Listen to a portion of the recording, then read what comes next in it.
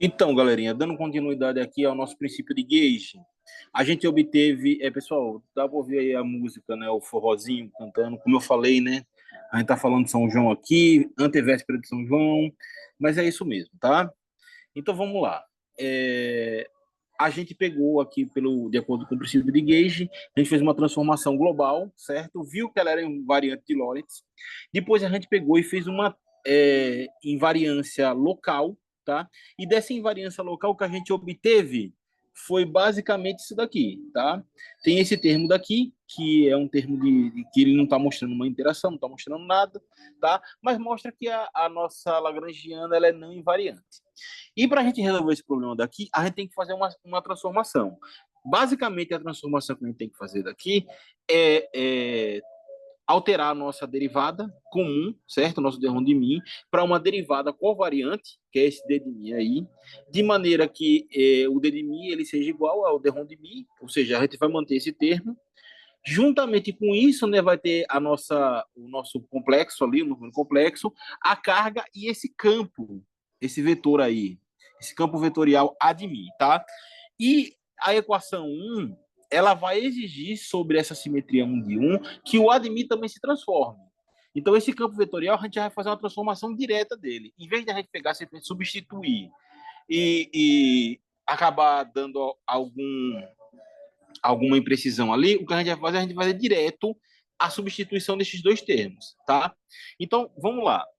Se você pegar no livro-texto, qualquer livro-texto referente a princípio de gauge, você não vai encontrar esses cálculos abertos. O que eu vou fazer aqui, basicamente, a gente vai fazer essa conta, tá? Então, vamos lá. Se vocês lembrarem ali, a nossa Lagrangiana livre, ela era de que maneira? A gente tinha o psi barra, certo? De E, que era o nosso complexo conjugado do elétron, certo? E aí a gente tinha I, gama de Mi, é a nossa equação aqui, a nossa Lagrangiana de Dirac, a nossa derivada de Mi, certo? Menos a massa do nosso campo aqui, do nosso elétron, tá? Ou pósitron, tá? O nosso férmio carregado aqui. E aí a gente tinha o nosso campo do elétron.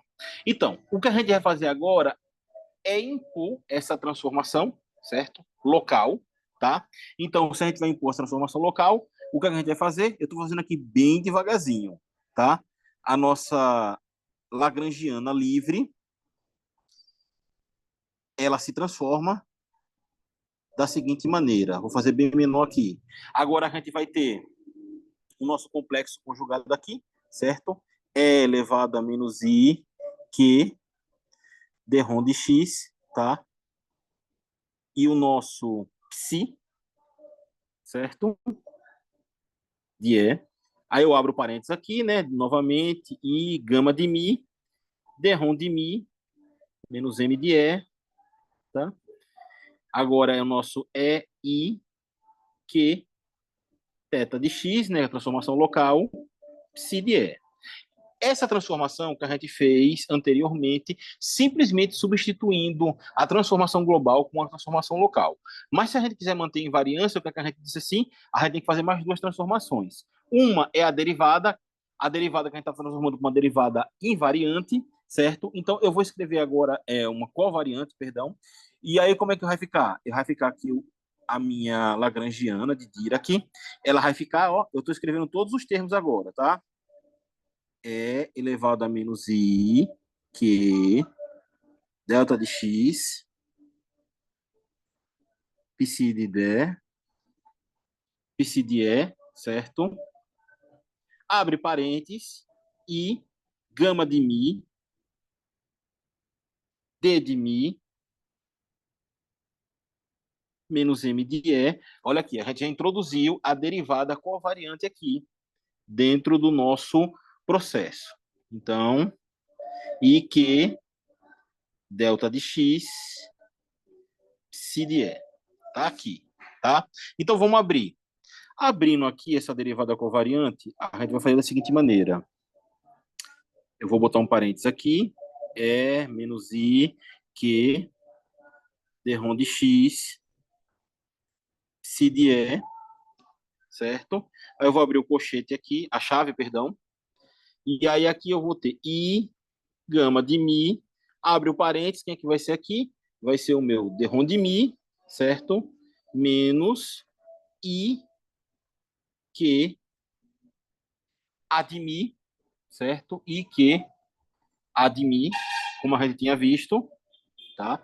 Fecha parênteses, menos M de E, fecha aqui o colchete, certo? Aqui eu vou abrir outra chavezinha, chave não, outro parênteses, I, que, derrom de X, si de E, tá?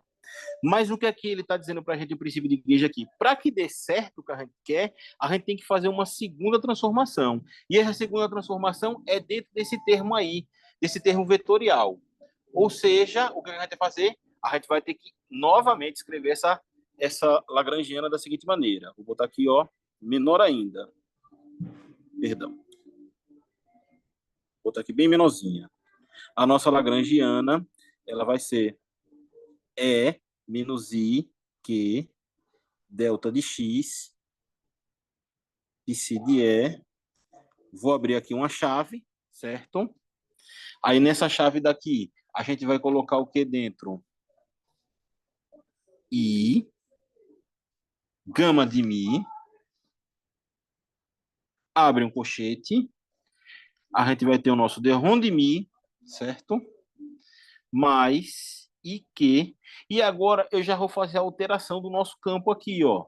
Estou substituindo o campo novo aqui. Como é que fica? Fica A de Mi, certo? Menos o derrom de Mi, delta de X, tá? Então, estou fechando aqui esse colchete, essa chave, perdão. Aí eu fecho aqui esse colchete. Vou botar aqui menos M de E, vou botar aqui. A gente fecha a chave. Fecha a chave, tá? Abre outro parênteses. I que delta de X psi de E. Ok? Então tá aqui essa nossa lagrangiana contendo todas as transformações, tá? O que é que basicamente você tem que fazer aqui? Vai ter que fazer simplesmente a distribuição. E quando fizer a distribuição, o que você vai encontrar, tá? E aí eu vou deixar aqui como um exercício, certo? Para vocês fazer essa etapa daqui, ok? O que é que a gente vai obter? Simplesmente é fazer a distribuição, não tem nada mais do que isso. Se alguém tiver alguma dúvida, pode me perguntar, tá? Então, o que basicamente a gente vai encontrar aqui é o seguinte, ó. Eu vou encontrar os seguintes termos aqui no final. L vai ser igual a I, psi de E, gama de Mi, derrom de Mi, psi de E, menos M de E, psi de E barra, psi de E, certo? Menos Q, derrom de Mi, tá? Delta de X, certo? Psi de E, gama de Mi, psi de E, mais Q, derrom de Mi, delta de X, psi de E, gama de Mi, derrom de E. Menos, por fim, dessa distribuição que a gente está ali. É uma distribuição simples de se fazer, só exige cuidado. A gente vai obter basicamente isso daqui, tá? Basicamente não, isso daqui, tá? Eu dei todo o passo ali de como a gente coloca a transformação. E aí aqui, se vocês notarem o seguinte, ó, esse primeiro termo daqui, é a nossa lagrangiana livre. Livre. Agora, esses outros dois termos aqui, esse e esse daqui, eles vão se eliminar. Esse termo que sobrava na nossa transformação local outra, com a transformação que a gente induz, ele simplesmente desaparece. Porém, a gente fica aqui, ó, com esse termo daqui. A gente fica com esse termo daqui. E esse termo daqui é que é o importante para a gente aqui. Por que ele é importante? Porque esse termo daqui, a gente pode escrever da seguinte maneira. L é igual a... Pessoal, desculpa aí pelo barulho aqui do som, viu? É a nossa lagrangiana livre menos... E aqui a gente vai chamar da seguinte maneira, ó. Q J de mi A de mi. Essa vai ser a nossa equação 9. E a nossa equação principal. O que é que esse termo está fazendo para a gente aqui, basicamente? Então, vamos lá. Deixa eu ver como eu escrevo aqui, certo? Esse termo daqui, o termo, o termo, o que, o termo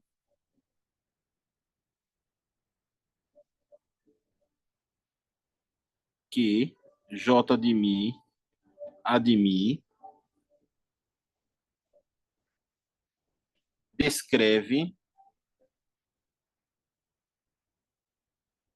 a interação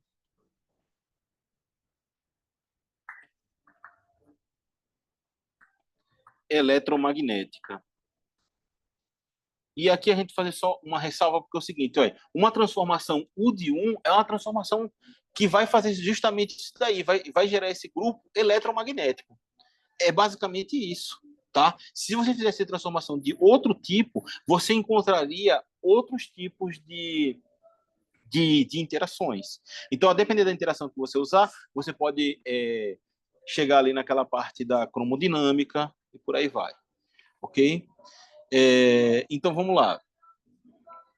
Então, esse termo daqui, como a gente falou, né, descreve a interação eletromagnética com J de mi, ele sendo a corrente eletromagnética, tá? J de mi, ele vai ser psi barra de E, gama de mi, psi de E, tá? A corrente eletromagnética.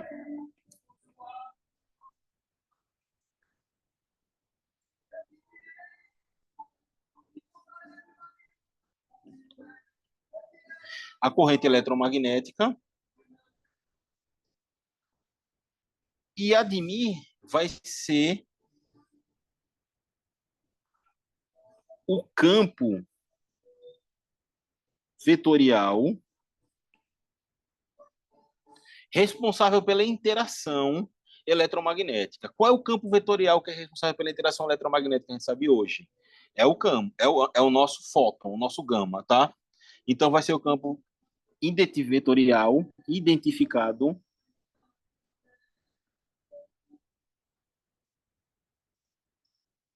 como o nosso gama, tá? Então, ele vai ser o nosso gama que vai fazer a interação. Ou seja, é o fóton que está fazendo ali a interação eletromagnética. Ok? Então, a gente pode escrever mais alguma coisa sobre isso aqui da seguinte maneira. A transformação, como eu já havia mencionado, a transformação U de 1 local, U de 1 local, leva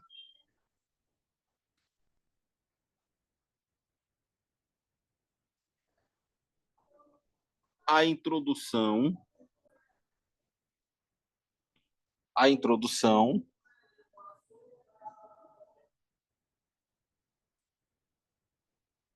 de um bóson vetorial certo? Que aqui a gente chama de gama, que é o nosso fóton. E sua interação com o elétron.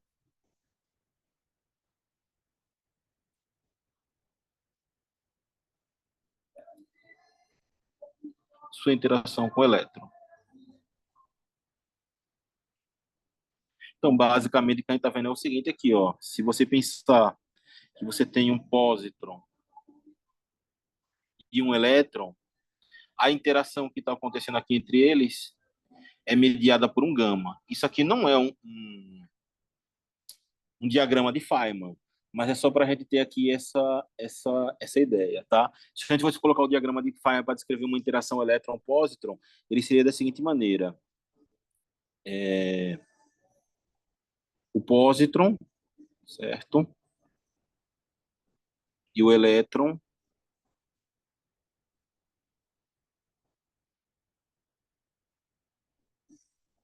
a interação eletromagnética entre eles seria mediada com gama, tá? Aqui eu estou botando o tempo dessa maneira. Poderia ser visto dessa maneira. Então, a gente viu aqui um exemplo, certo, do princípio de Gauge para uma transformação do tipo 1 de 1, ok? E eletromagnética. E o que a gente viu aqui foi simplesmente a interação de um gama com o elétron, tá? Ou seja, a interação que ocorre para o eletromagnetismo. Era isso que eu queria colocar. Deixo aí como exercício para vocês o passo que vai justamente daqui, certo? Dessa lagrangiana aqui com todas as suas transformações colocadas até obter essa lagrangiana daqui, ok? E por fim, a lagrangiana representada pela equação número 9. Um forte abraço e em breve a gente volta com novas aulas aí, viu? Até.